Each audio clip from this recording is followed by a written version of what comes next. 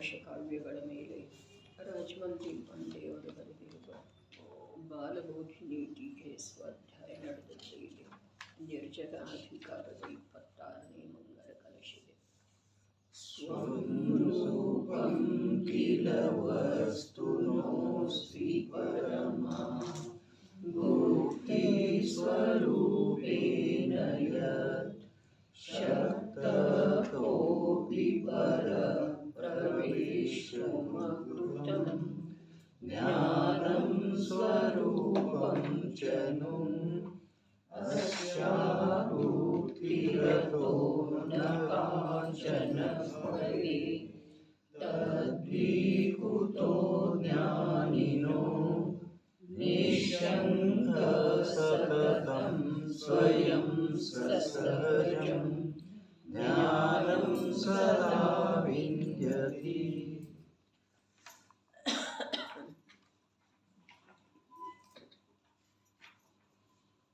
ನನ್ನದು ಏನನ್ನಾದರೂ ಯಾರೂ ಕಸಿದುಕೊಂಡು ಹೋಗಬಹುದು. ಇಂಥ ಅಗುಪ್ತಿ ಭಯವು ಎಲ್ಲಿಂದ ಇರುವುದು ಎಂದರೆ ಇರುವುದಿಲ್ಲ. ಯಾವ ಕಾರಣದಿಂದ? ಕಿಲ ವಸ್ತುನಃ ಸ್ವರೂಪಂ ಪರಮ ಗುಪ್ತಿ ಅಸ್ತಿ. ಕಿಲ ನಿಶ್ಚಯದಿಂದ ವಸ್ತುನಃ ಯಾವುದು ದ್ರವ್ಯವಿದೆ ಅದರ ಸ್ವರೂಪಂ ಯಾವ ನಿಜ ಲಕ್ಷಣವಿದೆ ಅದು ಪರಮಾ ಗುಪ್ತಿ ಅಸ್ತಿ ಸರ್ವಥಾ ಪ್ರಕಾರದಿಂದ ಗುಪ್ತವಿದೆ. ಏನಾಗ್ತದೆ? ಯಾವುದು ಪ್ರಕಟಿತ ಹೇಳಿರಲಿ ವಸ್ತು ಸರ್ವಥಾ ಪ್ರಕಾರದಿಂದ ಯಾವ ವಸ್ತು ಇದೆಯೋ ಅದರ ಸ್ವರೂಪನ ಗುಪ್ತ ಇದೆ ರೀ. ಮತ್ತಿನ್ನು ರಕ್ಷಣೆ ಅದರದ್ದು ಯಾರು ಮಾಡೋರು? ಅದು ಗುಪ್ತನೇ ಇದೆ. ಎಲ್ಲಿದೆ ಅದ? ಯಾರಿಗೂ ಕಾಣುವುದೇ ಇಲ್ಲ, ಯಾರಿಗೂ ತಿಳಿದು ಬರುವುದೇ ಇಲ್ಲ. ನೋಡ್ರಿ, ಛದ್ಮಸ್ಥಾವಸ್ಥೆಯಲ್ಲಿರುವಂಥ ಸಮ್ಯಜ್ಞಾನಿ ಅಥವಾ ಭಾವಶ್ರುತಜ್ಞಾನಿಗೆ ಅನುಭವಗಮ್ಯನಾದಂಥ ಅಥವಾ ನಿರಂತರ ಅನುಭವದಲ್ಲಿ ಬರ್ತಾ ಇರುವಂಥ ಅರೂಪಿ ಚಿದ್ರೂಪ ವಸ್ತು ನಿಜಾತ್ಮ ಪ್ರತ್ಯಕ್ಷದಲ್ರಿ. ಪ್ರತ್ಯಕ್ಷದ ಯಾರಿಗೆ? ಛದ್ಮಸ್ಥಾವಸ್ಥೆಯಲ್ಲಿರುವಂಥ ಭಾವಶ್ರುತಜ್ಞಾನಿ ಅಥವಾ ಸಮ್ಯಜ್ಞಾನಿ ಪುರುಷನಿಗೆ. ಏನ? ನಿಜ ಶುದ್ಧಾತ್ಮ ಎಂಥವದನು? ಅರೂಪಿ ಅದನ್ರಿ, ಚೈತನ್ಯ ಸ್ವರೂಪದನ್ರಿ. ಅವ ನಿರಂತರ ಅನುಭವದಲ್ಲಿ ಬರ್ತಾ ಇರುವುದರಿಂದ ಅಥವಾ ಒಂದು ಸಮಯ ಸಮಗ್ರ ರೂಪದಿಂದ ಪರ್ಯಾಯ ಅದಕ್ಕೆ ಸಮರ್ಪಿತ ಆಗಿ ಹೋಗಿರುವ ಕಾರಣದಿಂದ ಸತತ ಯಾವ ಅನುಭವದಲ್ಲಿ ಬರ್ತಾ ಇದ್ದಾನೋ ಆ ಶುದ್ಧಾತ್ಮ ನಿಜ ವಸ್ತು ಪ್ರತ್ಯಕ್ಷ ಇದ್ದಾನೆ. ಅದನ್ನು ಬಿಟ್ಟು ವಿಶ್ವದ ಸಮಸ್ತ ಪದಾರ್ಥಗಳದ್ದು ಯಥಾರ್ಥ ಜ್ಞಾನ ಅವನಿಗಿದ್ರೂ ಕೂಡ ಯಾವೊಂದು ಪದಾರ್ಥ ಅವನಿಗೆ ಪ್ರತ್ಯಕ್ಷ ಇಲ್ಲ. ತಿಳಿತೇನ್ರಿ? ಇನ್ನು ಯಾರು ಕೇವಲ ಜ್ಞಾನಿ ಅದಾರಲ್ಲ ಅವರಿಗೆ ಆ ಶುದ್ಧಾತ್ಮ ಯಾವ ಅನುಭವ ಪ್ರತ್ಯಕ್ಷ ಛದ್ಮಸ್ಥಾವಸ್ಥೆಯಲ್ಲಿ ಅಪೂರ್ಣ ಅವಸ್ಥೆಯಲ್ಲಿ ಪ್ರತ್ಯಕ್ಷ ಇದ್ದನು ಅವನಲ್ಲೇ ಪೂರ್ಣ ರೂಪದಿಂದ ಸ್ಥಿರವಾಗಿ ಹೋಗಿರುವುದರಿಂದ ಅಲ್ಲಿ ಯಾವ ಜ್ಞಾನದ ಪರ್ಯಾಯ ಹೊರಡ್ತಾ ಇದೆ ಆ ಪರ್ಯಾಯದ ಪರಪ್ರಕಾಶ ಶಕ್ತಿ ಏನಿದೆ ಅಥವಾ ಲೋಕಾಲೋಕ ಸಮಗ್ರವನ್ನು ಪ್ರಕಾಶಿತ ಮಾಡುವಂಥ ಶಕ್ತಿ ಏನಿದೆ ಆ ಶಕ್ತಿಯ ಕಾರಣದಿಂದ ಆ ಜ್ಞಾನದ ಪರ್ಯಾಯದೊಳಗ ಲೋಕಾಲೋಕೆಲ್ಲ ಪ್ರತ್ಯಕ್ಷ ಇದೆ. ಇದರಿಂದ ಏನು ತಿಳಿದು ಬಂತು? ಇದಂತೂ ಗೊತ್ತಿದ್ದದ್ದು ಮಾತಿದೆ. ಇದರಿಂದ ತಿಳಿದು ಬಂತು ಯಾವ ಶುದ್ಧಾತ್ಮ ಅನುಭವ ಸಂಪನ್ನ ಸಮ್ಯಕ್ ದೃಷ್ಟಿ ಜೀವನಿಗೆ ಅನುಭವ ಪ್ರತ್ಯಕ್ಷ ಇದ್ದಾನೋ ಅವನ ಸ್ವರೂಪ ಪರಮ ಗುಪ್ತ ಇದೆ ಅನ್ನೋದು ತಿಳಿದು ಬಂತು. ಒಂದು ಜೊತೆಯಾಗಿ ನನ್ನ ಹಾಗೆನ ವಿಶ್ವದ ಸಮಸ್ತ ಜಡ ಚೈತನ್ಯ ಪದಾರ್ಥಗಳ ಸ್ವರೂಪ ಪರಮ ಗುಪ್ತನ ಇದೆ ಅನ್ನೋದು ತಿಳಿದ್ರೆ ಅಂಥೇಳಿ ಅದರ ರಕ್ಷಣೆ ಮಾಡುವ ವಿಕಲ್ಪ ಇವನಿಗೆ ಬಿಟ್ಟು ಹೋಯ್ತಾರೆ. ಯಾವುದರದ ಯಾವ ಸಂಯೋಗದಲ್ಲಿ ಇದಾವೆ ಪದಾರ್ಥಗಳ ಭೂಮಿಕೆ ಅನುಸಾರ 4ನೇ ಗುಣಸ್ಥಾನದಲ್ಲಿದ್ದಾವೆ, 5ನೇ ಗುಣಸ್ಥಾನದಲ್ಲಿದ್ದಾವೆ, 6ನೇ ಗುಣಸ್ಥಾನದಲ್ಲಿ ಕೂಡ ಇದ್ದಾವೆ. ಏನಿದಾವೆ? ಪಿಚ್ಚಿಕಮಂಡಲು ಇದೇನಿತ್ತು, ಪರಿಣಾಮ ಇದೇನಿತ್ತು, ಸಂಯೋಗ ರೂಪದ ಪದಾರ್ಥನೂ ಇದ್ದಾವೆ. ಹಾಗೆ ನೋಡಿದರೆ ಪರಿಣಾಮ ಕೂಡ ಸಂಯೋಗಿ ಪದಾರ್ಥನೇ ಇದೆ. ಹೇಗೊಮ್ಮೆ ಸಸ್ಸದು ಅಪ್ಪ ಅಂಥೇಳಿ ಹೇಳಿದಾರಲ್ಲ, ಜ್ಞಾನ ದರ್ಶನ ಲಕ್ಷಣ ಏನಿದೆ ಅಂಥ ಆತ್ಮನಾದ ನಾನು ಮಾತ್ರ ಶಾಶ್ವತನಿದ್ದೇನೆ. ಶೇಷಾಮಿ ಬಾಹಿರಾಭಾವ ಸವೇ ಸಂಜೋಗ ಲಕ್ಷಣ. ಬಾಹ್ಯ ಭಾವ ಅರೆ ಯಾವ ಬಾಹ್ಯ ಭಾವ ರೀ? ತನ್ನವೇ ವಿಕಾರಿ ಭಾವ ಅವೇನದವು? ಸಂಯೋಗವುಳ್ಳದ್ದು ಅದವು. ಅರ್ಥಾತ್ ಒಂದು ಸಮಯ ಇದ್ದ ಬದಲಾಗುವಂಥವು ಇದ್ದಾವೆ. ಶಾಶ್ವತ ಯಾವುದ? ಜ್ಞಾನ ದರ್ಶನ ಲಕ್ಷಣ ಸ್ವರೂಪಿಯಾದಂಥ ಆ ಆತ್ಮನೇ ಶಾಶ್ವತ.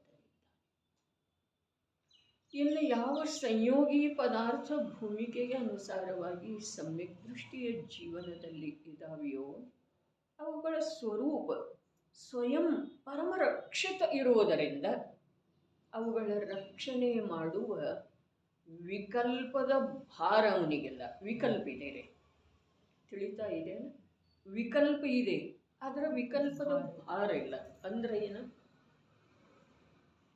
ವಿಕಲ್ಪದ ಭಾರ ಇಲ್ಲ, ಅರ್ಥಾತ್ ವಿಕಲ್ಪದೊಳಗ ತನ್ನತನ ಇಲ್ಲ. ಯಾವ ವಿಕಲ್ಪ ಇದೆಯಲ್ಲ ಆ ವಿಕಲ್ಪದೊಳಗ ತನ್ನತನ ಇಲ್ಲ. ಅರೆ ಇದು ನಾನು ಅನ್ನುವಂಥದ್ದು ಇಲ್ಲ. ಹಾಗಾದ್ರೆ ಇದು ನಾನು ಅಥವಾ ನನ್ನದು ಅನ್ನುವಂಥದ್ದು ಇದ್ರೂ ಕೂಡ ಅದನ್ನು ನಾಶ ಮಾಡುವ ಭಾವನೆ ಇರೋದ್ರಲ್ಲೇ ವಿಕಲ್ಪವನ್ನು. ಆದರೆ ಅದು ನನ್ನದು ಅನ್ನುವುದು ಕೂಡ ಅವನ ಜ್ಞಾನದೊಳಗೆ ಸ್ವೀಕೃತ ಇಲ್ಲದೆ ಇರುವ ಕಾರಣ ಅವನ ಜ್ಞಾನ ಹೇಗಿದೆ? ಪರವಸ್ತುಗಳ ರಕ್ಷಣೆಯ ಭಾರದ, ಪರವಸ್ತುಗಳ ರಕ್ಷಣೆಯ ವಿಕಲ್ಪದ ಭಾರದಿಂದ ರಹಿತ. ಮತ್ತು ಸ್ವವಸ್ತುವಿನ ರಕ್ಷಣೆ ಇದ್ದಂತೂ ಮಾತೇ ಇಲ್ಲ. ಸ್ವವಸ್ತುವಿನ ರಕ್ಷಣೆಯನ್ನು ಪರ್ಯಾಯ ಸಾಪೇಕ್ಷ ಅವ ಮಾಡ್ತಾ ಇದ್ದಾನೆ, ದ್ರವ್ಯ ಸಾಪೇಕ್ಷ ಅದು ಸುರಕ್ಷಿತ ಇದೆ. ವಿಶ್ವದ ಪ್ರತಿಯೊಂದು ಪದಾರ್ಥ ಏನು ಹೇಳಿದ್ರು ನೋಡ್ರಿ, ನಿಶ್ಚಯದಿಂದ ಯಾವುದು ದ್ರವ್ಯವಿದೆ. ಇಲ್ಲಿ ಇನ್ನೊಂದೇನು ಸ್ಪಷ್ಟ ಆಯಿತು? ಸಮ್ಯಕ್ ದೃಷ್ಟಿ ಪ್ರತಿಯೊಂದು ವಸ್ತುವನ್ನು ದ್ರವ್ಯ ರೂಪದಿಂದ ನೋಡ್ತಾ ಇದ್ದಾನೆ. ಪರ್ಯಾಯ ಮುಖ್ಯ ಇಲ್ಲ. ಪರ್ಯಾಯ ಅಂತೂ ಜ್ಞಾನದ ಜ್ಞೇಯ ಆಗ್ತಿದೆ, ಅದರ ಪರ್ಯಾಯ ಮುಖ್ಯ ಇಲ್ಲ. ಪ್ರತಿಯೊಂದು ವಸ್ತುವನ್ನು ಹೇಗೆ ನೋಡ್ತಾ ಇದ್ದಾನೆ? ದ್ರವ್ಯದ ಮುಖ್ಯತೆಯಿಂದ ನೋಡ್ತಾ ಇದ್ದಾನೆ. ಅಂಥೇಳಿ ದ್ರವ್ಯ ದೃಷ್ಟಿ ಏನಿದೆ ಅದು ಜಿನೇಶ್ವರತೆಯನ್ನು ಪ್ರದಾನ ಮಾಡುವಂಥದ್ದು ಇದೆ. ಪರ್ಯಾಯ ದೃಷ್ಟಿ ಏನಿದೆ ಅದು ವಿನಶ್ವರತೆಯ ಅನುಭವ ಮಾಡಿಸುವಂಥದ್ದು ಇದೆ. ವಿಶ್ವದ 6 ಜಾತಿಯ ಅನಂತ ದ್ರವ್ಯಗಳ, 6 ಅಲ್ಲ ಅನಂತ ದ್ರವ್ಯ ಎಷ್ಟಿದಾವೆ? ಅನಂತ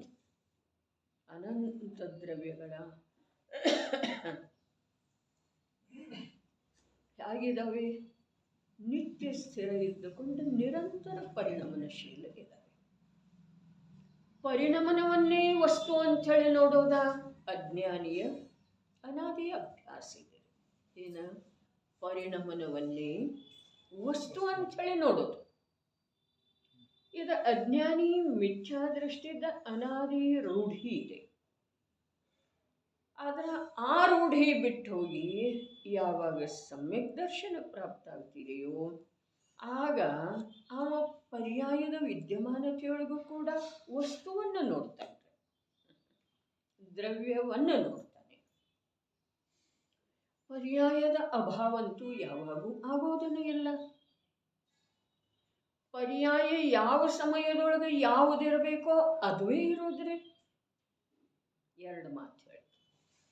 ಪರ್ಯಾಯದಿಂದ ರಹಿತ ದ್ರವ್ಯಂತೂ ಯಾವಾಗೂ ಕೈಗೆ ಸಿಗೋದು ಸಾಧ್ಯ ಇಲ್ಲ, ದೃಷ್ಟಿಗೆ ಸಿಗೋದು ಸಾಧ್ಯ ಇಲ್ಲ. ಹರಿ ಆದ್ರ ಪರ್ಯಾಯದಿಂದ ಸಹಿತವೇ ಇದ್ರೂ ಕೂಡ ಅವ ದ್ರವ್ಯವನ್ನು ನೋಡ್ತಾನೆ.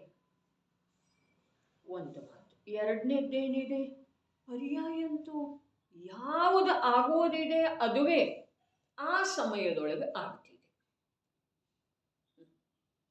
ಹೀಗಿದ್ದ ಮೇಲೆ ಸಮ್ಯಕ್ ದೃಷ್ಟಿಗೆ ಯಾವ ವಸ್ತುವನ್ನು ನೋಡಿದರನು ಯಾವ ಪ್ರಕಾರದ ಕಾಲ್ಪನಿಕ ದುಃಖ ಆಗೋ ಸಾಧ್ಯ ಇದೆ ಮೇಡಮ್. ವಸ್ತುವನ್ನ ಹೇಗಿದೆ ಹಾಗೆ ನೋಡಿದ ನಂತರ ದುಃಖಕ್ಕೆ ಅವಕಾಶನೇ ಇಲ್ಲ. ಕಾಲ್ಪನಿಕ ದುಃಖ ಯಾವಾಗ ಆಗ್ತಿದೆ, ವಸ್ತು ರೂಪದಿಂದ ನೋಡಲೇ ಇಲ್ಲ. ಅರ್ಥಾತ್ ವಸ್ತು ರೂಪದಿಂದ ಅಂದ್ರೆ ಏನ, ನಿತ್ಯ ಸ್ಥಿರವಿದ್ದುಕೊಂಡು ಪರಿಣಮನಶೀಲ ಇದೆ, ಈ ರೂಪದಿಂದ ನೋಡಲೇ ಇಲ್ಲ. ಅಂಥವ್ರು ಏನನ್ನ ನೋಡ್ತಾರೋ, ಪರಿಣಮನ ಅರ್ಥಾತ್ ಅವಸ್ಥೆಯನ್ನೇ ವಸ್ತು ಅಂಥೇಳಿ ನೋಡ್ತಾರೆ. ನಾನು ಈ ಪುದ್ಗಲದ ಅವಸ್ಥೆಯನ್ನೇ ನಾನು ಅಂಥೇಳಿ ಅನಾದಿ ಕಾಲದಿಂದ ಅನುಭವ ಮಾಡ್ತಾ ಇದ್ದೇನೋ ಅಥವಾ ಇಲ್ರಿ, ಅದೇ ಇದೇನು ಬದಲೇ ಆಯ್ತರಿ. ಇದನ್ನೇನು ನಾನು ಅನುಭವ ಮಾಡ್ತಾ ಇದ್ದೇನೆ, ಇದುವೇ ಇದೇನು ಅನಾದಿ ಕಾಲದಿಂದ ಇಲ್ಲ. ಅದು ಬದಲಿ ಆದರನೂ ಕೂಡ ನನಗೆ ವಿವೇಕ ಬರಲಿಲ್ಲ. ಇದು ಬದಲಾಗುವಂಥದ್ದು ಇದೆ, ಇದನ್ನು ನೋಡಿದರ ನನಗೆ ನಿಯಮದಿಂದ ಆಕುಲತಾ ರೂಪದ ದುಃಖದ ಅನುಭವವನ್ನೇ ಮಾಡಬೇಕಾಗುವುದು. ಇದು ವಿವೇಕ ಜಾಗೃತ ಆಗಲಿಲ್ಲ. ಇಷ್ಟು ಮೂಢತನ ಇದೆ, ಮೂರ್ಖತೆ ಇದೆ ಜೀವದ. ಅರೆ ತಾನಾಗೇನ ತಿಳಿಬೇಕಾಗಿತ್ತು, ಆದ್ರೆ ಆಗಮದೊಳಗೆ ತಿಳಿಸಿಕೊಟ್ರನೂ ತಿಳಿತಾ ಇಲ್ಲ. ಇದಕ್ಕೇನನ್ನೋದು ತಾನಾಗೇ ತಿಳಿಬೇಕಾಗಿತ್ತ. ಸಂಜ್ಞೆ ಪಂಚೇಂದ್ರಿಯ ದಶಾರ್ಥಾತ್ ವಸ್ತುವಿನ ನಿತ್ಯಾನಿತ್ಯ ಸ್ವರೂಪವನ್ನು ತಿಳಿಯುವ ಸಾಮರ್ಥ್ಯ ವಿಶೇಷ. ಹಾಗಾದ್ರೆ ತಿಳಿಬೇಕಾಗಿತ್ತ. ಎಷ್ಟು ವಸ್ತುಗಳನ್ನು ನಮ್ಮ ಜೀವನದಲ್ಲಿ ನಾವು ನೋಡ್ತೇವೆ, ಬೇಕಾದಷ್ಟು ನೋಡ್ತೇವಲ್ಲ, ಆದರೆ ನಾವು ತಿಳಿದೇ ಇಲ್ಲ. ಏನು ತಿಳಿದಿಲ್ಲ? ವಸ್ತು ನಿತ್ಯಾನಿತ್ಯ ಸ್ವರೂಪ ಇದೆ.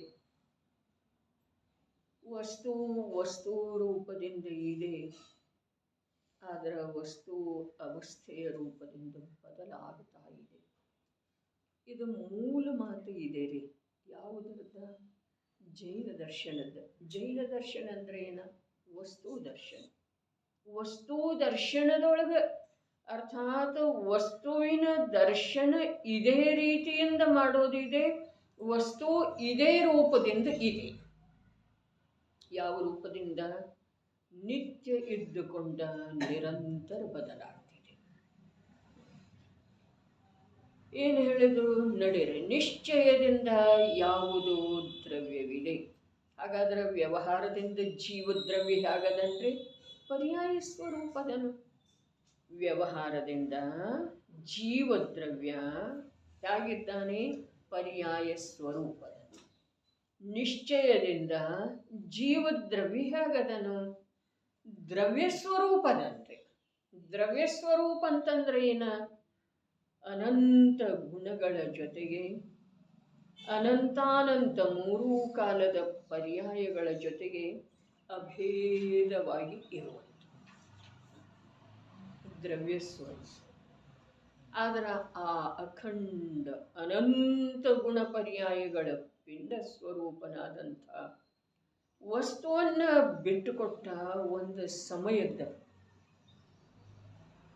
ಅದೆಷ್ಟೋ ಸಮಯಗಳ ಪರ್ಯಾಯ ಹೊರಟೋದ ನಂತರ ಯಾವುದೋ ಒಂದು ಪರ್ಯಾಯ ಸ್ಥೂಲ ರೂಪದಿಂದ ಇವನ ಜ್ಞಾನಕ್ಕೆ ಗೋಚರ ಇದೆ. ಅದನ್ನೇ ನಾನು ಅಂಥೇಳಿ ತಿಳ್ಕೊಳ್ಳೋದ ಎಂಥ ವಸ್ತು ಸ್ವರೂಪದ ವಿರಾಧನೆ ಇದೆ. ನೋಡ್ರಿ, ಕರ್ಮದಿಂದ ದುಃಖ ಆಗ್ತಿದೆ, ವೀತರಾಗ ಭಗವಂತನಿಂದ ಮೋಕ್ಷ ಮಾರ್ಗದ ಉಪಲಬ್ಧಿಯಾಗ್ತಿದೆ. ಇದಂತೂ ವಸ್ತು ಸ್ವರೂಪದ ವಿರಾಜನೇನ ಇದೆ ರೀ. ಏನು ಹೇಳ್ತು? ಕರ್ಮದಿಂದ ದುಃಖ ಆಗ್ತಾ ಇದೆ, ವೀತರಾಗ ಭಗವಂತನಿಂದ ಸುಖದ ಮಾರ್ಗದ ಉಪಲಬ್ಧಿ ಆಗ್ತಿದೆ ಅನ್ನೋದು ಇದಂತೂ ವಸ್ತುವಿನ ಪೂರ್ಣತೆಯ ವಿರಾಧನೆ. ಪೂರ್ಣ ವಸ್ತುವಿನ ಅದರದೇ ಆದಂಥ ಯಾವ ಸಾಮರ್ಥ್ಯ ಇದೆ, ಪ್ರಭುತ್ವ ಇದೆ, ವಿಭುತ್ವ ಇದೆ, ಅದರ ವಿರಾಧನೆ ಇದೆ. ಆದರೆ ಅದಕ್ಕಿಂತಲೂ ಅಧಿಕ ವಿರಾಧನೆ ಯಾವುದಾದ್ರೂ ಇದೆ ಅಂತಂದ್ರೆ ಅನಂತ ಆಕಾಶದ ಪ್ರದೇಶದ ಅನಂತ ಗುಣಿತ ಗುಣಗಳ ಅಭೇದ ಪಿಂಡ, ಪ್ರತಿಯೊಂದು ಗುಣದ ಮೂರೂ ಕಾಲದ ಪರ್ಯಾಯ ಸಮೂಹವನ್ನ ಶಕ್ತಿ ರೂಪದಿಂದ ಮತ್ತು ವ್ಯಕ್ತ ರೂಪದಿಂದ ಒಳಗೊಂಡಿರುವಂಥ ಆ ಮಹಾನ ವಸ್ತುವನ್ನ ಯಾವುದೋ ಒಂದು ಸಮಯದ ಪರ್ಯಾಯದಷ್ಟಂತ ಹೇಳಿ ತಿಳಿ. ಪರ್ಯಾಯ ಇವನಿಗೇನು ಗುಣ ಪರ್ಯಾಯಗಳಾಗಲಿ, ಗುಣ ಪರ್ಯಾಯ ಲಕ್ಷದೊಳಗೆ ಬರೋದು, ದ್ರವ್ಯ ಪರ್ಯಾಯ ಆಗಲಿ ಇವನ ಲಕ್ಷದೊಳಗೆ ಬರೋದನ್ನೇ ಇಲ್ಲ. ಅಸಂಖ್ಯ ಸಮಯಗಳ ಹೊರಟೋದ ನಂತರ ಯಾವುದೋ ಒಂದು ಪರ್ಯಾಯ ಇವನ ಜ್ಞಾನದ ಜ್ಞೇಯ ಆಗ್ತಿದೆ. ಮತಿಶ್ರುತ ಜ್ಞಾನದ ಸ್ವರೂಪನ ಅಂಥದ್ದಿದೆ. ಪ್ರತಿ ಸಮಯದ ಪರ್ಯಾಯವನ್ನು ಅದು ಗ್ರಹಿಸುವ ಸಾಧ್ಯತೆ. ಹೀಗಿರೋ ವೇಳೆದೊಳಗೆ ಯಾವುದೋ ಒಂದು ಸಮಯದ ಪರ್ಯಾಯದಷ್ಟೇ ತನ್ನನ್ನು ತಿಳಿಯೋದ, ಇದು ವಸ್ತುವಿನ ಮಹಾ ವಿರಾಧನೆ ಇದೆ. ಇದನ್ನು ನಾವು ಶಾಸ್ತ್ರೀಯ ಭಾಷೆಯೊಳಗೆ ಹೇಳಿದ್ರೆ ಅಗ್ರಹೀತ ಮಿಥ್ಯಾತ್ವ ಅಂತ ಹೇಳ್ತಾರೆ. ಇದನ್ನ ನಾವು ಸಾಂಸಾರಿಕ ಅಥವಾ ಸ್ವರೂಪದ ಅಪೇಕ್ಷಾದಿಂದ ಹೇಳಿದ್ರೆ ಇದರಿಂದ ಅನಂತ ಸಂಸಾರ ಇದೆ. ಪಜ್ಜೆಯ ಮೂಢಾಹಿ ಪರಸಮಯ ಅಂತ ಹೇಳಿದ್ರಲ್ಲ, ಮೂಢ ಯಾವುದರೊಳಗೆ ಒಂದು ಸಮಯದ ಪ್ರತಿ ಸಮಯದ ಪರ್ಯಾಯದೊಳಗೆ ಮೂರ್ಛಿತದನು ಹೀಗೂ ಇಲ್ರಿ. ಯಾವುದೋ ಒಂದು ಸಮಯದ ಪರ್ಯಾಯ, ಎಷ್ಟೋ ಸಮಯಗಳ ಹೊರಟು ಹೋದ ನಂತರ ಯಾವುದೋ ಒಂದು ಸಮಯದ ಪರ್ಯಾಯ ಇವನ ಜ್ಞಾನದ ಹಿಡಿತದೊಳಗೆ ಬರ್ತಿದೆ. ಅದನ್ನೇ ಇವೇನಂತನೋ ನಾನು. ಆದರೆ ಇವು ನಿಜವಾಗಿ ಅಂಥವದನ್ರಿ ಅನಂತ ಅನಂತ ಅನಂತ ಅನಂತ. ಅರೆ ಸ್ವಾಮೀಜಿ ಗುಣಗಳ ಚರ್ಚೆ ಮಾಡೋ ವೇಳೆದೊಳಗ ಅನಂತ ಶಬ್ದದ ಕಡಿಮೆ 5-6 ಬಾರಿ ಉಚ್ಚಾರ ಮಾಡ್ತಾರೆ. ಗುಣ ಎಷ್ಟದವು?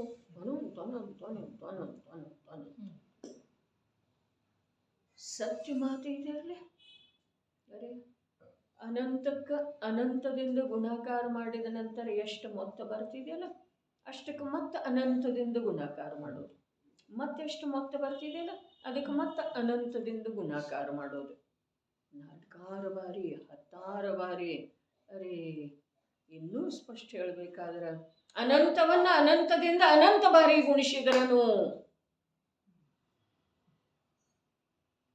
ಅನಂತವನ್ನ ಅನಂತದಿಂದ ಅನಂತ ಬಾರಿ ಗುಣಿಸಿದರನು ಕೂಡ ಆತ್ಮನಲ್ಲಿ ಅಷ್ಟು ಗುಣ ಇದಾವೆ ಅಂತ ಹೇಳಲಿಕ್ಕೆ ಬರೋದಿಲ್ಲ. ಅದಕ್ಕಿಂತ ಹೆಚ್ಚದವು ಇದೇನ್ರಿ ಮಹಿಮಾ ನಮಗ. ಅನಂತದ ಮಹಿಮಾ ಇದ್ದ ಕಾರಣ ಅನಂತ ಅನಂತ ಅಂತ ಗುಣಾಕಾರ ಮಾಡ್ತಾ ಇದ್ದೀವಿ. ಅನಂತದ ಮಹಿಮಾ ಇಲ್ಲ ಏನಿದೆ? ಇಲ್ಲ. ಅನಂತ ಒಂದು ಶಬ್ದವಾಗಿ ಎಲ್ಲ ಅನಂತ ಬಂತು, ಎಲ್ಲ ಅಬೌಟ್ ನಮ್. ಆದ್ರೆ ಬಾಕಿ ಎಲ್ಲ ಅನಂತ ಅನಂತ ಅನಂತ ಅಂತ ಗುಣಾಕಾರ ನಾವೇನು ಮಾಡ್ತಾ ಇದ್ದೆವು. ಅಂದ್ರೆ ಅನಂತ ಈ ಶಬ್ದದ ಒಂದು ನಮಗ್ ಬಂದಿಲ್ಲ. ನಮಗ ಅನಂತ ಶಬ್ದದ ಅರ್ಥ ಅಂತೂ ಪ್ರತಿಭಾಷಿತ ಆಗಿಲ್ಲ. ಆದ್ರ ಅವೇನು ಹೇಳಿದಾರಲ್ಲ ನಿಜವಾಗಿ ಅವು ಸರ್ವಜ್ಞ ಪ್ರಣೀತದವ್ರೆ. ಒಂದ ಅನಂತಲ್ಲ, ಜೀವದ್ರವ್ಯ ಅನಂತ, ಅದರ ಅನಂತ ಗುಣಿತ ಪುದ್ಗಲ ದ್ರವ್ಯ. ಸರ್ವಜ್ಞ ಪ್ರಭು ಹೇಳಿದ್ದ ಮಾತಿದೆ ನೋಡ್ರಿ, ಅನಂತದ ಭೇದ ಅನಂತದವ್ರೆ, ಅಸಂಖ್ಯದ ಭೇದ ಅಸಂಖ್ಯದವ್ರೆ. ಅರೆ ನಮ್ಮ ಜ್ಞಾನ ಬಹಳಷ್ಟು ಸ್ಥೂಲಿದ್ದ ಕಾರಣ ಅದಾವುದನ್ನು ಯಥಾರ್ಥವಾಗಿ ಗ್ರಹಣ ಮಾಡೋದು ಸಾಧ್ಯ ಇಲ್ಲ, ಹೋಗಲಿ. ಆದರೆ ಸರ್ವಜ್ಞ ಪ್ರಭು ಹೇಳಿರುವ ಶಬ್ದದ ಮೇಲೆ ನಮ್ದು ಶ್ರದ್ಧೆ, ನಮ್ಮ ಜ್ಞಾನಕ್ಕಂತೂ ಅದು ತಿಳಿದು ಬರೋ ಸಾಧ್ಯ. ಆದ್ರೆ ಸರ್ವಜ್ಞ ಪ್ರಭು ಹೇಳಿದರು, ಅವರ ಜ್ಞಾನದೊಳಗೆ ತಿಳಿದಿದ್ದಾರೆ, ಅವರ ದಿವ್ಯ ಧ್ವನಿಯ ಮೂಲಕ ಹೇಳಿದ್ದಾರೆ. ಮಹಾಭಾಗ್ಯದಿಂದ ಯಾವನೋ ಅಲ್ಪಜ್ಞಂದ, ಯಾವನೋ ಕಲ್ಪಿತ ಮತಧಾರಿದ್ದ, ಯಾವನೋ ಕಲ್ಪಿತ ವಚನದ್ದ ಇಲ್ಲಿ ಗ್ರಹಣ ಮಾಡುವಂಥ ಯಾವ ಅವಸ್ಥಾ ವಿಶೇಷಗಳಿದ್ದು ಅವೆಲ್ಲವುಗಳಿಂದ ನಾವು ಮೇಲೆದ್ದು ಬಂದಿದ್ದೇವೆ. ಸರ್ವಜ್ಞರ ವಚನ ಅವರು ಮೂಲತಃ ಎಂಥವ್ರ? ಮೋಹನೀಯ ಮೊದಲಾಗಿ 4 ಘಾತಿ ಕರ್ಮಗಳ ಹೊರಟು ಹೋಗಿ ಅನಂತ ಚತುಷ್ಟಯ ಪ್ರಗಟ ಆಗಿರುವಂಥ ಸರ್ವಜ್ಞ ಪ್ರಭು ಇದ್ದಾರೆ. ಆ ಸರ್ವಜ್ಞ ಪ್ರಭು ತಮ್ಮ ಅನಂತ ಚತುಷ್ಟಯದೊಳಗ ಅಂತರ್ನಿಮಗ್ನ ಇದ್ದಾರೆ.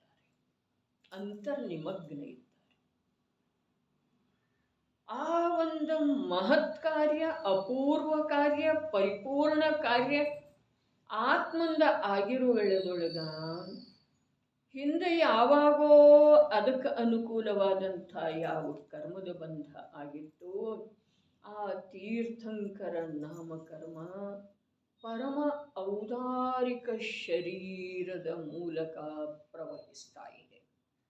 ಅದರೊಳಗೆ ಅಸತ್ಯತೆಯ ಗಂಧರೇ ದೂರದವರೆಗೆ ಎಲ್ಲಿಂದಿರೋ ಸಾಧ್ಯತೆ ಇದೆ. ಅಸತ್ಯತೆಯ ಗಂಧಂತೂ ಇಲ್ಲ. ಆದ್ರೆ ಅದ ಕರ್ಮದ ಕಾರ್ಯ ಇದ್ದ ಕಾರಣ ಆತ್ಮನೊಳಗೆ ಏನು ಜ್ಞಾನದಲ್ಲಿ ತಿಳಿದು ಬರ್ತಾ ಇದೆ, ಆ ಪರಮಾತ್ಮ, ಸಕಲ ಪರಮಾತ್ಮ, ಅರಹಂತ ಪ್ರಭು, ಅನಂತ ಚತುಷ್ಟಯದೊಳಗ ಅಂತರ್ನಿಮಗ್ನ ಇರುವಂಥ ಆ ಪರಮಾತ್ಮನ ಜ್ಞಾನದೊಳಗ ಯಾವ ವಸ್ತುವಿನ ಸ್ವರೂಪ ಯಾವ ರೂಪದಿಂದ ಸ್ಪಷ್ಟ ತಿಳಿದು ಬರ್ತಾ ಇದೆಯೋ ಅದ ಆ ದಿವ್ಯಧ್ವನಿಯ ಮೂಲಕ ಯಥಾ ಪ್ರಕಾರ ಬರೋದು ಸಾಧ್ಯ ಇಲ್ಲ, ಅಥವಾ ಸಮಗ್ರ ರೂಪದಿಂದ ಬರೋ ಸಾಧ್ಯ.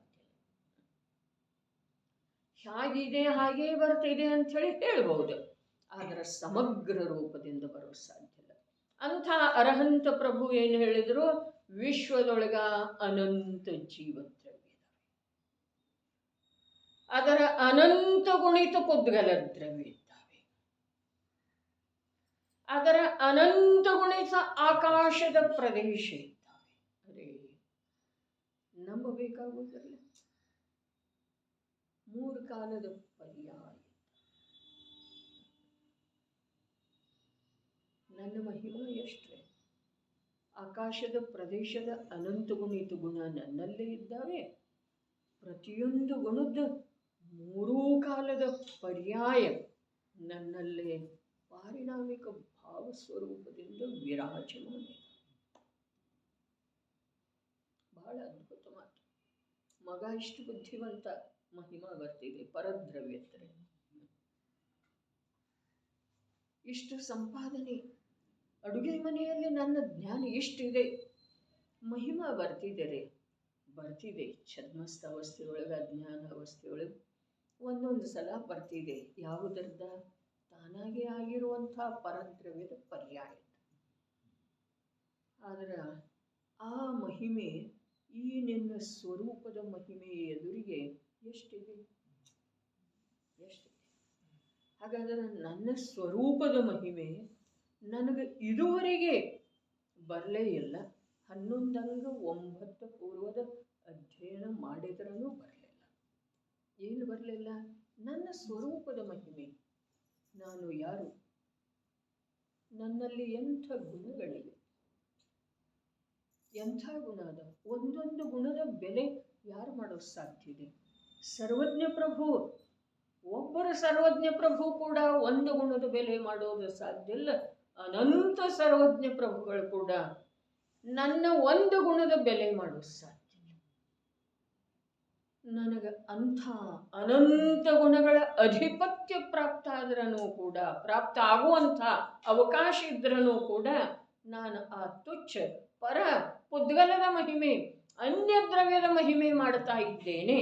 ಇದರೊಳಗೆ ನನ್ನ ಜೀವನ ಏನಾಗ್ತಾ ಇದೆ? ಹೋಮೈಷಿ ಹೋಗ್ತಾ ಇದೆ, ಹೋಮೈಷಿ ಹೋಗ್ತಾ ಇದೆ. ಪರದ ಮಹಿಮೆ ಎಷ್ಟು ಮಾಡೋದು ಮಾಡಲಿ, ಆದ್ರೆ ಆ ಪರ ಎಷ್ಟಿದೆ ಅಷ್ಟರೇ ಮಹಿಮೆ ಮಾಡಲ್ಲ. ಪರದ್ದನೂ ಒಂದು ಸಮಯದ ಪರ್ಯಾಯ. ಅರೆ ಪರನು ಅಂಥದ್ದು ಇದೆಯಲ್ಲ, ಪರಿಪೂರ್ಣ ವಸ್ತು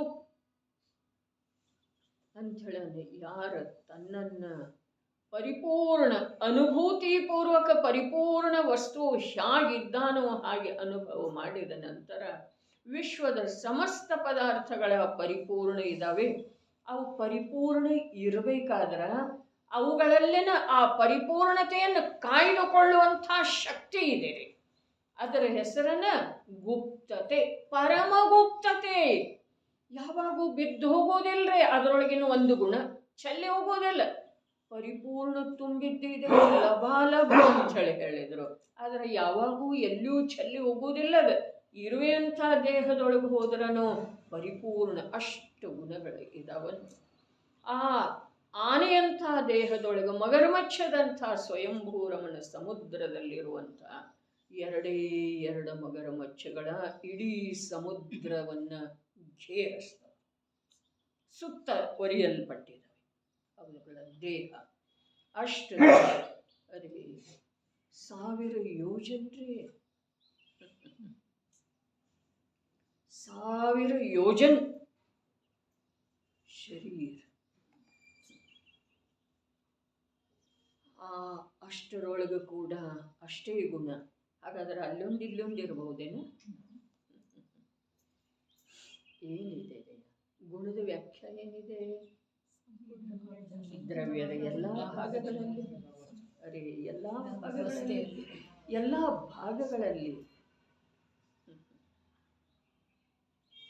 ಹಾಗಾದ್ರೆ ಈ ಯಾವ ಪರಮ ಗುಪ್ತ ಸ್ವರೂಪ ಇದೆಯಲ್ಲ ಪ್ರತಿಯೊಂದು ದ್ರವ್ಯದ, ತನ್ನ ಯಾವ್ಯಾವುದನ್ನು ಗುಪ್ತವಾಗಿ ಇಟ್ಕೊಳ್ತಿದ್ದೀರಿ? ಅದು ಅನಂತ ಗುಣಗಳನ್ನು, ತನ್ನ ಎಷ್ಟು ಪ್ರದೇಶದವೆಯೋ ಅಷ್ಟು ಪ್ರದೇಶಗಳನ್ನು.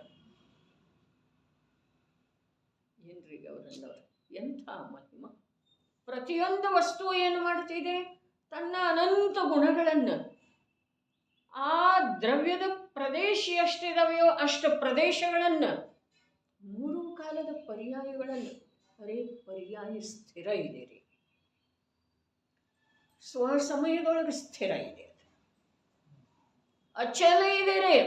ದ್ರವ್ಯ ಗುಣ ಯಾವ ಪ್ರಕಾರ ಅಚಲ ಇದಾವೆಯೋ ಅದೇ ಪ್ರಕಾರ ಪರ್ಯಾಯ ಸ್ವಸಮಯದ ಅಚಲ ಇದೆ. ಅರ್ಥಾತ್ ಅದನ್ನು ಆ ಸಮಯದಿಂದ ಬಿಡಿಸಿ ಅದನ್ನು ನಂತರದ ಸಮಯದೊಳಗೆ ತರುವ, ನಂತರದ ಸಮಯದ ಪರ್ಯಾಯವನ್ನು ಆ ಕಾಲದಿಂದ ಬಿಡಿಸಿ ಮೊದಲಿನ ಸಮಯದೊಳಗೆ ತರುವ ಸಾಮರ್ಥ್ಯ ಯಾರಿಗೂ ಇಲ್ಲ. ಹಾಗಾದ್ರೆ ಅದು ಪರಮ ಗುಪ್ತ ಇದೇನಿಲ್ಲ ಅದರ ಸ್ವರೂಪ. ಯಾವ ಅಪೇಕ್ಷಾದಿಂದ? ಅನಂತ ಗುಣಗಳ ಅಪೇಕ್ಷಾದಿಂದ, ಅದರದೇ ಆದಂಥ ಪ್ರದೇಶದ ಅಪೇಕ್ಷಾದಿಂದ, ಪರ್ಯಾಯದ ಅಚಲತೆಯ ಅಪೇಕ್ಷಾದಿಂದ.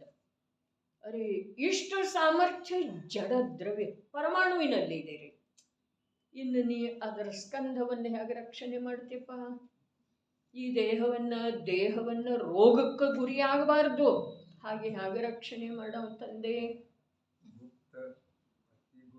ಕಾರಣ ನಾವು ಹುಡುಕಾಡೋ ಶಿವ, ನಾವು ಹುಡುಕಾಡೋ ಪದ್ಧತಿ ಗುಪ್ತ ಇದೆ. ಇದು ಯಾವ ಅಪೇಕ್ಷಾದಿಂದ? ಅದಕ್ಕೆ ಯಾರೂ ಹಾನಿ ತಗಲಿಸುವ ಸಾಧ್ಯತೆ ಇಲ್ಲ. ಈ ಒಂದು ಅಪೇಕ್ಷಾದಿಂದ. ಎರಡನೇ ಅಪೇಕ್ಷಾದಿಂದ ಅದರ ರಕ್ಷಣೆಯ ಸಲುವಾಗಿ ನೀನು ಯಾವ ತಲೆ ಕೆಡಿಸ್ಕೊಳ್ಳೋದು ಬೇಕಾಗಿಲ್ಲ, ವಿಕಲ್ಪ ಮಾಡೋದು ಬೇಕಿಲ್ಲ. ಈ 2 ಕಾರಣಗಳ ಸಿದ್ಧಿ ಆ ಗುಪ್ತ ಶಬ್ದದ ಮೂಲಕ ಸಿಗುವುದಿಲ್ಲ. ಈ ಕಾರಣದ ಸಿದ್ಧಿ ಅಲ್ಲಿ ಸ್ವಲ್ಪ ಮಾತ್ರ ಕೂಡ ಆಗುವುದಿಲ್ಲ. ಯಾಕೆ ಅಂತಂದ್ರೆ ನಿನ್ನ ಪ್ರಭು ನಿನ್ನಲ್ಲೇನೆ ಇದ್ದಾನೆ, ಎಲ್ಲೂ ಹೊರಗೆ ಹೋಗಿಲ್ಲ, ದೂರ ಹೋಗಿಲ್ಲ, ಅವನನ್ನು ಹುಡುಕುವ ಅವಶ್ಯಕತೆ ಇಲ್ಲ.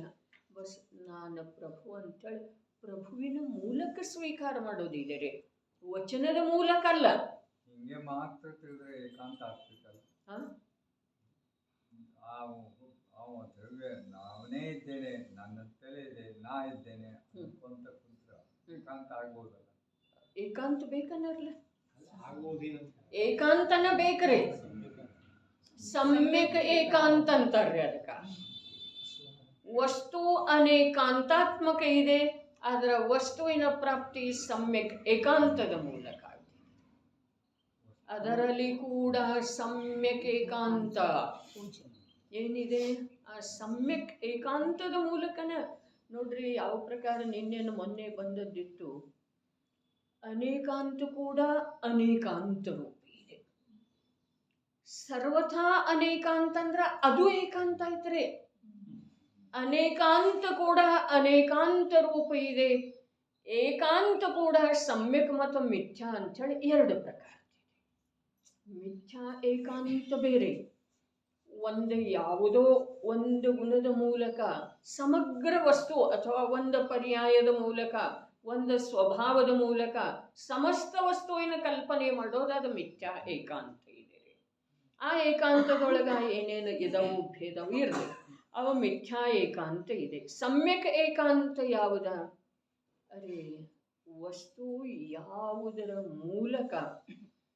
ಯಾವುದರ ಮೂಲಕ ಸಮಗ್ರ ರೂಪದಿಂದ ಗ್ರಹಣ ಆಗುತ್ತಿದೆಯೋ ಅಂಥ ತ್ರಿದೋಷದಿಂದ ರಹಿತ ಯಾವ ಲಕ್ಷಣ ಇದೆಯೋ ಆ ಒಂದು ಲಕ್ಷಣದ ಮೂಲಕನ ಸಮಗ್ರ ಲಕ್ಷ್ಯ ವಸ್ತುವಿನ ಗ್ರಹಣ ಆಗ್ತಿದೆ.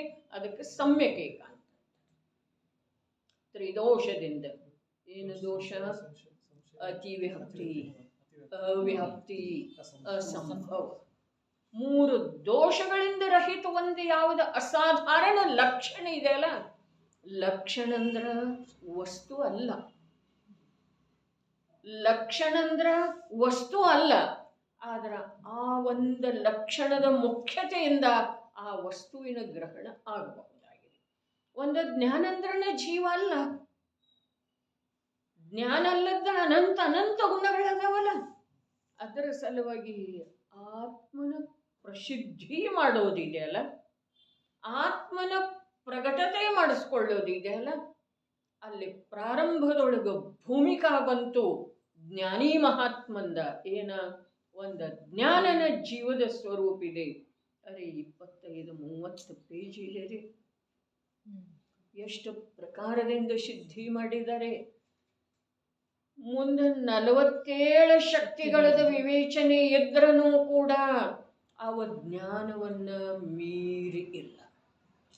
ಜ್ಞಾನದ ಹಿಡಿತದೊಳಗೆ ಬರುವಂಥವಿದಾವೆ, ಜ್ಞಾನದೊಳಗೆ ಸಮಾವಿಷ್ಟಿದಾವೆ. ಅವುಗಳದ ಸ್ವತಂತ್ರ ಸತ್ತಾ ಇರುವೆಳದೊಳಗೂ ಕೂಡ ಅವ ಸ್ವತಂತ್ರ ರೂಪದಿಂದ ಪ್ರತಿಭಾಷಿತ ಆಗೋದಿಲ್ಲ. ಜ್ಞಾನದ ಮಾಧ್ಯಮದಿಂದ, ಜ್ಞಾನದ ಮೂಲಕ ಪ್ರತಿಭಾಷಿತ. ಅದಕ್ಕೆ ನೀನು ಆತ್ಮ ಒಂದು ಜ್ಞಾನವೇ ಇದ್ದಿ, ಒಂದು ಜ್ಞಾನವೇ ಇದ್ದಿ, ಒಂದು ಜ್ಞಾನವೇ ಇದ್ದಿ.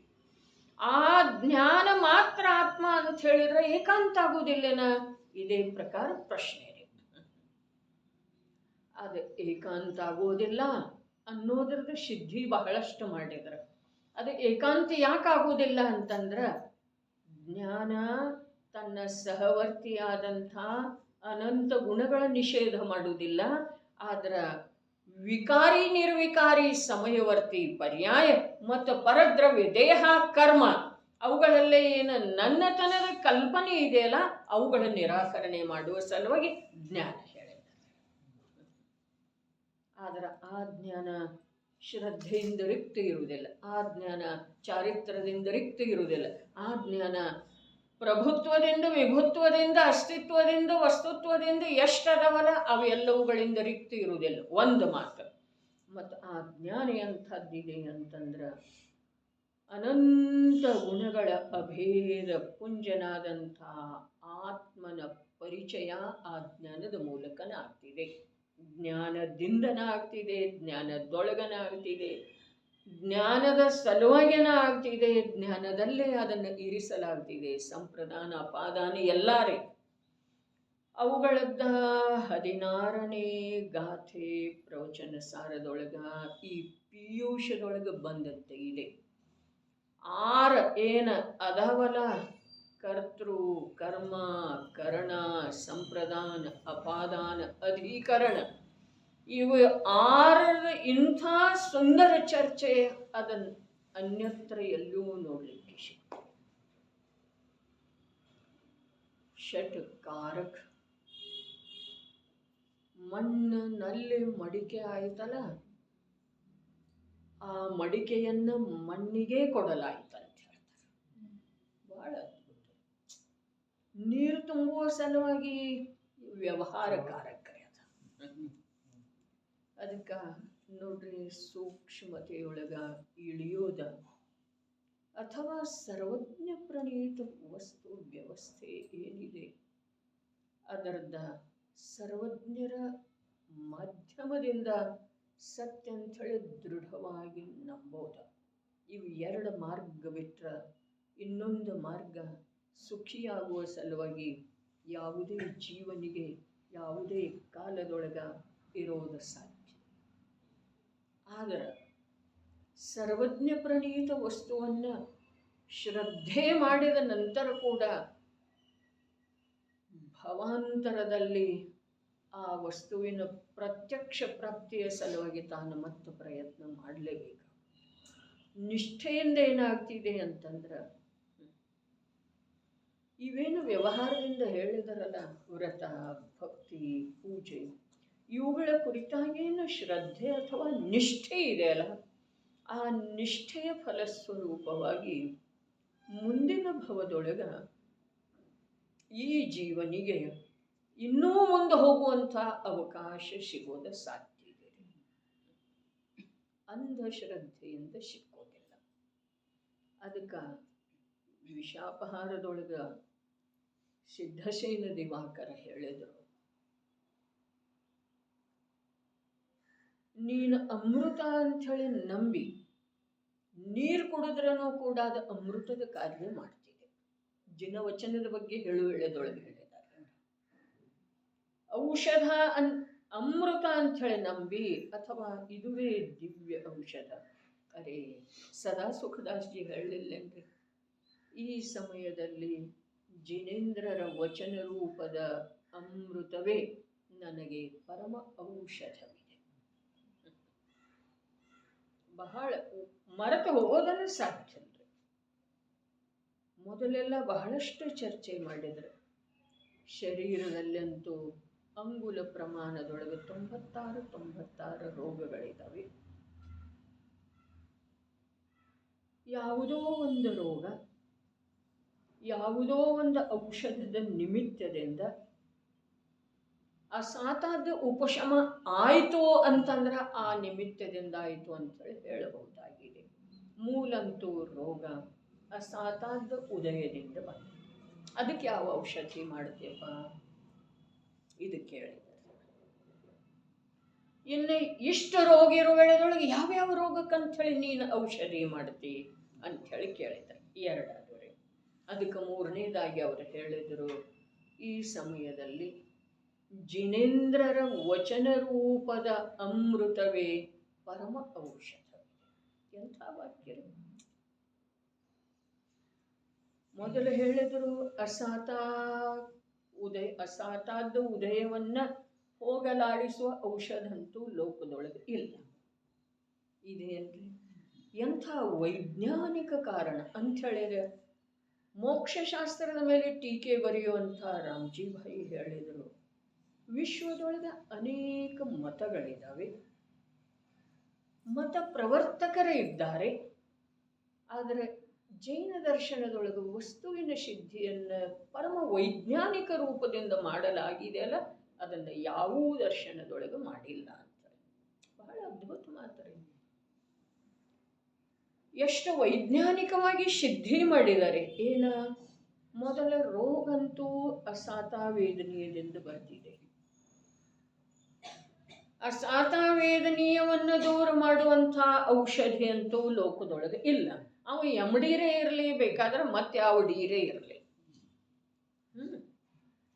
ಯಾತಕ್ಕೆ ಆ ಮೂರ್ಖರ ಮೇಲೆ ವಿಶ್ವಾಸ ಇಡೋದ್ರೆ? ವಸ್ತು ಸ್ವರೂಪ ಏನಿದೆ, ಅಸಾತಾದ ಉದಯದಿಂದ ರೋಗ ಬರ್ತಿದೆ. ಇದನ್ನು ನಂಬುತ್ತೇವೇನಿಲ್ರಿ?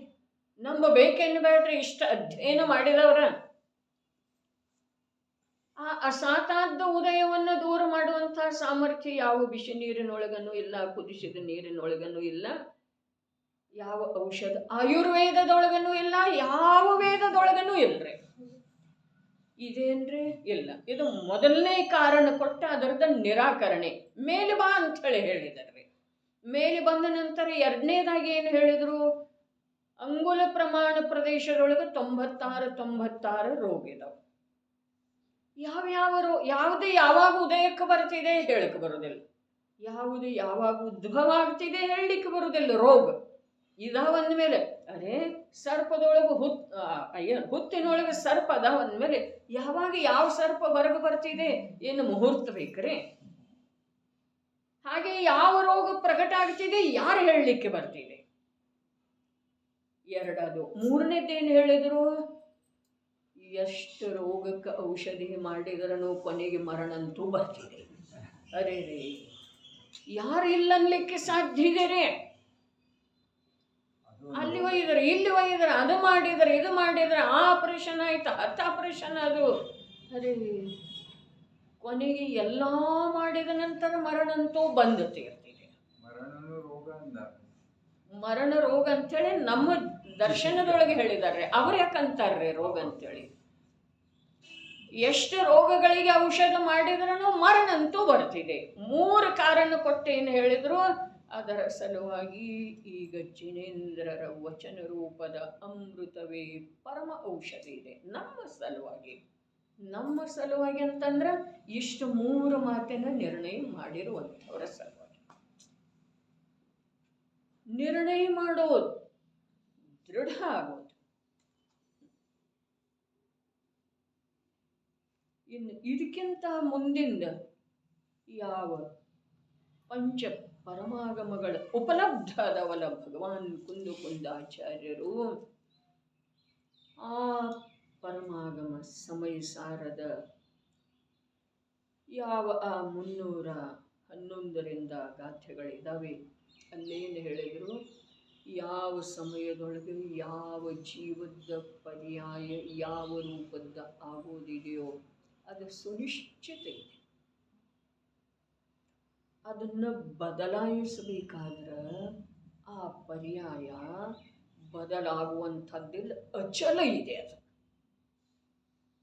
ಅಚಲ ಇದೆ. ಎಳೆದು ಹೇಗೆ ತಗೊಳ್ತಾರೆ? ಮಕ್ಕಳನ್ನ ಎಳೆದು ತಗೊಳ್ಬಹುದು, ಜಟ್ಟಿಯನ್ನು ಎಳೆದು ಸರಿಸಬಹುದು, ಕಂಬವನ್ನು ಹೇಗೆ ಈ ಕಡೆಯಿಂದ ಆ ಕಡೆ ಇಡುವುದಿಲ್ಲ. ಕಂಬ ಇದೆ, ದೊಡ್ಡದಾದಂಥದ್ದು ಕಂಬ. ಅರೆ ಈ ಕಂಬ ಮರೆ ಆಗ್ತಾ ಇದೆ ನೋಡಿ, ಈ ಕಾರ್ಯಕ್ರಮ ಆಗೋ ತನಕ ಅದನ್ನು ಆ ಕಡೆ ಇಡು. ಬರ್ತಿದೆ ಅಂದ್ರೆ ಇಲ್ಲಿ ಅಚಲ ಶಬ್ದಕ್ಕ ಸುಮೇರುವಿನ ದೃಷ್ಟಾಂತ ಕೊಟ್ಟಿದ್ದಾರೆ. ನಿಮ್ಮ ಕಂಬ ಗಿಂಬ ಕೂಡ ಉಪಯೋಗ ಇಲ್ಲ. ಸುಮೇರು, ಅರೆ ಸುಮೇರು ಅಚಲ ಹೇಗಿದೆ ಅಂತಂದ್ರೆ ಈ ಪರ್ಯಾಯ ತನ್ನ ಸ್ಥಾನದೊಳಗೆ ಎಷ್ಟು ಅಚಲಿದೆ ಅಲ್ಲ, ಅದನ್ನು ನೋಡೇನ ಅದೊಂಚೂರು ಅಚಲತೆಯನ್ನು ಕಲಿತುಕೊಂಡಿದೆ. ಅಷ್ಟ ಅಲ್ರಿ, ಅದನ್ನು ನೋಡಿ ಅದೊಂಚೂರು ಕಲಿತುಕೊಂಡಿದೆ ಸುಮೇರು. ಏನ? ಅಚಲತೆಯನ್ನು. ಭಜನೆ ಬಂತಲ್ಲ, ಮುನಿರಾಜರ ಗಾಂಭೀರ್ಯವನ್ನು ನೋಡಿ ಸಾಗರ್ ಕಲ್ಕೊಂಡಿದೆ. ತಾನು ಇವ್ರ ಹಾಗೆ ನಾನು ಒಂಚೂರು ಗಂಭೀರ್ಯ ಇರಬೇಕು. ಅವರ ಸಹನಶೀಲತೆ ಹೇಗಿದೆ ಅನ್ನೋದನ್ನು ನೋಡಿ ಆ ಪೃಥ್ವಿ ನಾನು ಇವ್ರ ಹಾಗೆ ಒಂಚೂರು ಆಗಬೇಕಲ್ಲ ಅಂತೇಳಿ ಒಂದೀಟು ಕಲ್ಕೊಂಡಿದ್ದೇನೆ. ನೀರ ಮುನಿರಾಜರ ಮನಸ್ಸೆಷ್ಟು ನಿರ್ಮಲ ಇದೆಯಲ್ಲ, ಅದನ್ನು ನೋಡಿ ನೋಡಿ ನೋಡಿ ತಾನು ನಿರ್ಮಲತೆಯನ್ನು ತಂದುಕೊಂಡಿದೆ ಒಂದಿಷ್ಟು. ಇದರಷ್ಟು ನಿರ್ಮಲದಾಗಲಿಕ್ಕೆ ಸಾಧ್ಯ ಇಲ್ಲ, ಇದರಷ್ಟು ಗಂಭೀರ ಸಾಗರ ಆಗಲಿಕ್ಕೆ ಸಾಧ್ಯ ಇಲ್ಲ. ಒಮ್ಮೆ ತನ್ನ ಮರ್ಯಾದೆಯನ್ನು ಮೀರ್ತಿದೆ ಅದು. ಇದು ಯಾವಾಗೂ ಮೀರು. ಪೃಥ್ವಿ ಆ ಮುನಿ ಭಗವಂತರ ದೃಢತೆಯಷ್ಟು ದೃಢ ಆಗೋ ಸಾಧ್ಯ ಇಲ್ಲ. ಒಮ್ಮೆ ಬಿರುಕು ಬಿಡ್ತಿದೆ ಅದರೊಳಗೆ, ಹೌದಿಲ್ಲ? ಹಾಗೆ ಸುಮೇರು ಪರ್ವತ ಈ ಪರ್ಯಾಯದ ಸ್ವಸಮಯದ ಅಚಲತೆ ಏನಿದೆ ಅಲ್ಲ, ಇದನ್ನು ನೋಡಿ ನೋಡಿ ನೋಡಿ ಅದು ಒಂದಿಷ್ಟು ಅಚಲತೆಯನ್ನು ಕಲಿತುಕೊಂಡಿದೆ. ಜೈನ ದರ್ಶನದಲ್ಲಿ ಬರುವಂಥ ವಸ್ತು ವ್ಯವಸ್ಥೆಯ ನಿರೂಪಣೆ ಏನಿದೆಯಲ್ಲ, ಅದಕ್ಕೆ ಲೋಕದೊಳಗೆ ಯಾವುದರದ್ದು ಉಪಮೆ ಕೊಡಲಿಕ್ಕೆ ಬರುವುದಿಲ್ಲರಿ. ಆದ್ರೆ ತಿಳಿದು ಬರುವ ಸಲುವಾಗಿ ಕೊಡಬೇಕಾಗ್ತಿದೆ. ಆದ್ರೆ ಆ ಪ್ರಕಾರ ವಸ್ತು ವ್ಯವಸ್ಥೆಯೊಳಗ ಆ ಉದಾಹರಣೆಯ ಅನುಸಾರ ಇಲ್ಲ, ಇದರ ಅನುಸಾರ ಇದನ್ನು ನೋಡಿ ಅಲ್ಲಿ ಒಂಚೂರು ಅದು ಆಗಿದೆ ಅಂಥೇಳಿ ಹೇಳಬಹುದು. ಅದ್ಭುತ. ನನ್ನ ಸ್ವರೂಪ ಹೀಗಿದೆ, ನನ್ನ ಸ್ವರೂಪ ಹೀಗಿರುವುದನ್ನು ನನ್ನ ದೇವ ನನ್ನ ಗುರು ತೋರಿಸಿಕೊಟ್ಟಿದ್ದಾರೆ.